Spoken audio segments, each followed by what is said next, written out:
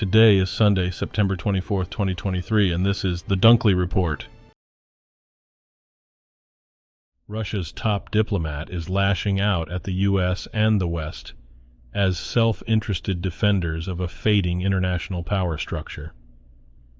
But Foreign Minister Sergei Lavrov didn't directly discuss his country's war in Ukraine in his speech to the UN General Assembly.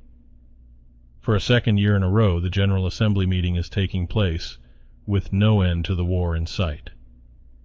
In a speech Saturday, Ukrainian President Volodymyr Zelensky accused Russia of weaponizing food, energy, and even children against Ukraine and the international rules-based order at large. At the UN General Assembly meeting in New York, African leaders are relaying a unanimous message that their continent of more than 1.3 billion people is done being a victim of a post-World War order and must be recognized and partnered with as a global power in itself. Analysts say it is a sign that the continent is becoming more conscious of the impediments stifling its development. There's also a boldness that comes with the African Union's new seat at the G20. But domestic divisions and policies with national instead of regional focuses present challenges. At the annual meeting of world leaders last year, the United Nations chief sounded a global alarm about the survival of humanity and the planet. This year, the alarm was louder and more ominous, and the message was even more pressing. Wake up and take action now.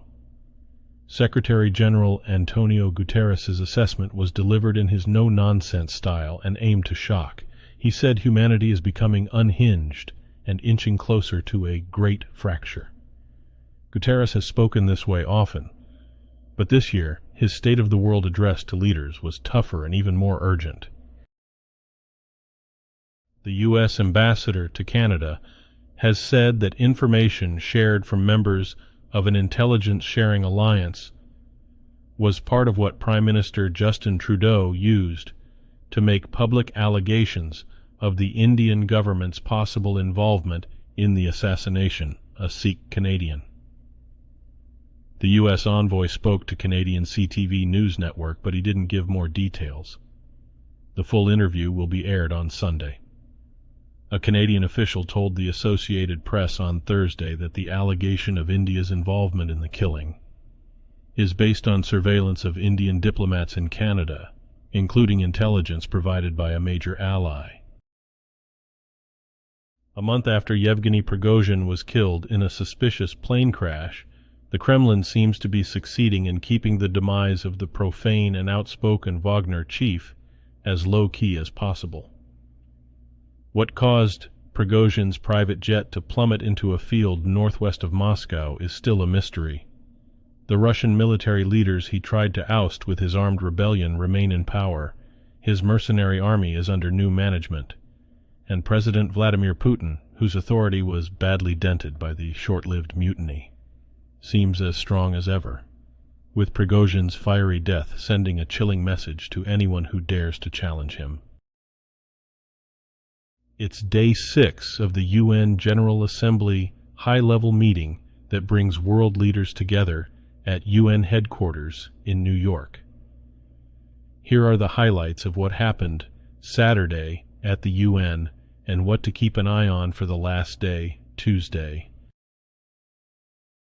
The shocking allegation that India may have been behind the assassination of a Sikh separatist leader in Canada is shining the light on various layers of activism, as well as diverse views on a separate Sikh state or Khalistan within the North American diaspora.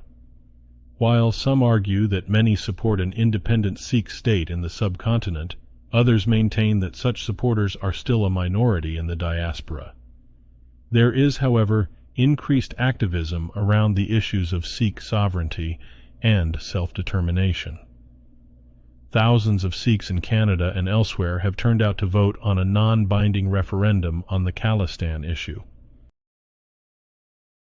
More badly needed humanitarian aid was on its way to the separatist region of Nagorno-Karabakh via both Azerbaijan and Armenia. It was coming days after Baku reclaimed control of the province and began talks with representatives of its ethnic Armenian population on reintegrating the area, prompting some residents to flee their homes for fear of reprisals. A ceasefire was announced in Nagorno-Karabakh on Wednesday, just a day after Azerbaijan launched heavy artillery fire against ethnic Armenian forces, toning down fears of a third full-scale war over the region. Nagorno-Karabakh's separatist authorities made sizable concessions, disbanding the region's defense forces and withdrawing Armenia's military contingent, although the region's final status remains open. Inside those who administer the world look for peace. Outside, on the wooded grounds of a place founded on the premise of ending conflict, sometimes they can find it. In the walled-off compound of the United Nations at the easternmost end of Manhattan sits a quiet patch of wooded land. It exists in placid contrast to the diplomacy and national interest playing out just a few hundred feet away. There are garden paths covered by a canopy of trees, so dense that it's easy to forget the massive city just beyond the fence. There's even a small and well-hidden basketball court where quick pickup games can convene. Russia says Ukraine has launched another missile attack on Sevastopol on the occupied Crimean Peninsula. The strike on Saturday came a day after an attack on the headquarters of Russia's Black Sea Fleet left a serviceman missing and the main building smoldering. The regional governor said that Sevastopol was put under an air raid alert for about an hour early Saturday after debris from intercepted missiles fell near a pier. Ferry traffic in the area was also halted and later resumed. Crimea was illegally annexed by Russia in 2014, and it has been a frequent target for Ukrainian forces. Today's news was reported by the Associated Press. This has been the World News for Sunday, September 24th, 2023. Thanks again for joining us at the Dunkley Report.